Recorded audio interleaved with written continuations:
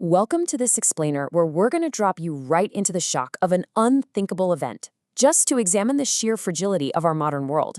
Today, we're looking at a scenario that basically challenges everything we assume about stability, power, and the whole architecture of peace in Europe. We're diving into a hypothetical crisis that, in an instant, shatters the very center of a continent.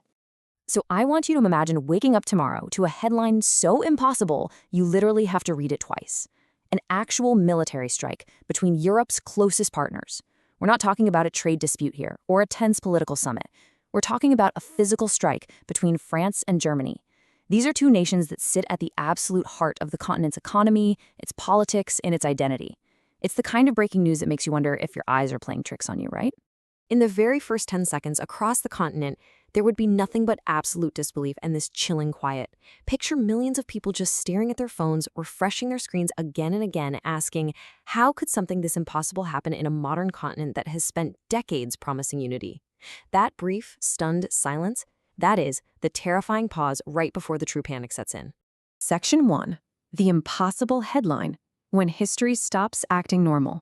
Because, the first reaction to this event actually wouldn't be tanks rolling down the street. It would be utter confusion. Before any soldiers even move, the first wave is entirely information.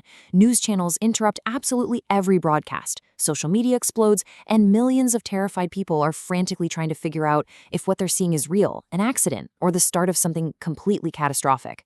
In our highly connected age, the battlefield begins way before the first piece of armor rolls out. Section 2. The information battlefield. Seeking explanations that don't exist. As governments scramble to react, the public desperately searches for the why behind it all. Was this the result of a political collapse? A cyber crisis that just completely spiraled out of control? Maybe a border incident or some devastating miscalculation? Or what if it was a secret decision that went public too late? Honestly, no matter the trigger, the terrifying truth here is that even highly developed, deeply connected nations can fracture if trust is completely broken. People want a simple explanation, but conflict between close partners like this is usually the result of a lot of ignored warnings and burned bridges. Now there would be an immediate, stark contrast in how the crisis is managed. Over in Paris, leaders would be facing intense global scrutiny. Every single statement they make matters, and every silence matters even more. They'd have to explain what happened and whether it's just a limited strike or a prelude to a much larger war. But meanwhile, in Berlin, the reaction is pure emergency mode. The parliament meets in a rapid emergency session to activate civil defense systems because a panicked public is demanding protection and answers right now. Once that trust is shattered, the immense pressure forces rapid, incredibly dangerous decisions.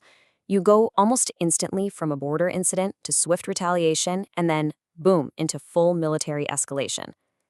Everyone is acting under this extreme pressure, and pressure is exactly where mistakes multiply. It creates this terrifying sequence of escalation, because even if both sides genuinely want to stop, the risk rises so incredibly fast, dragging NATO into a full-blown crisis mode where partners are forced to navigate impossible treaty obligations. Section 3. The economic shockwave. Freezing the continental engine. And the battlefield isn't just political, right? The fallout would instantly paralyze industry. France and Germany aren't just neighbors, they are literally the core engines of global commerce. Financial markets would see an unprecedented drop with widespread panic. Supply chains would just totally freeze up. Key industries, we're talking automotive, machinery, finance, logistics, they'd be severely damaged instantly. The European economy wouldn't just slow down, it would stumble hard. The entire system relies entirely on the assumption that the center holds. Section 4, the political dominoes, testing the architecture of peace. With the center fracturing like this, a regional conflict instantly becomes a massive global emergency. The US, the UK, and allies globally would immediately launch emergency diplomacy, terrified of a chain reaction. The European Union would face its greatest psychological test ever, as the very idea of European unity, which, remember, was built on shared rules to replace old rivalries, is completely called into question. And NATO? NATO is forced into some really impossible conversations about loyalty and restraint when two of its central players turn on each other. Meanwhile, the modern media turns the crisis into a nonstop 24/7 global obsession.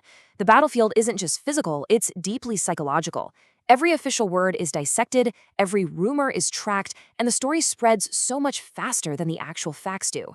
The media frames it, tracks the economic collapse, and questions outside involvement, making the crisis feel completely omnipresent for every single citizen watching at home.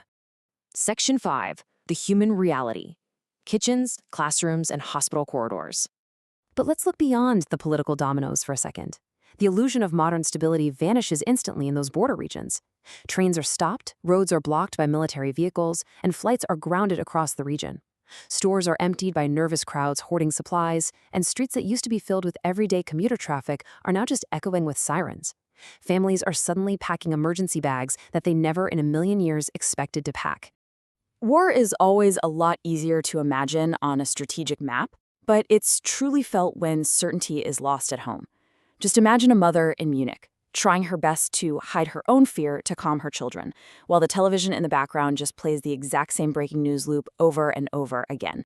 Or picture a shopkeeper in Paris, watching their regular, everyday neighbors rush through the doors in a total panic, hoarding water, bread, batteries, just grabbing anything they can to feel some semblance of control over a world that has suddenly stopped making sense.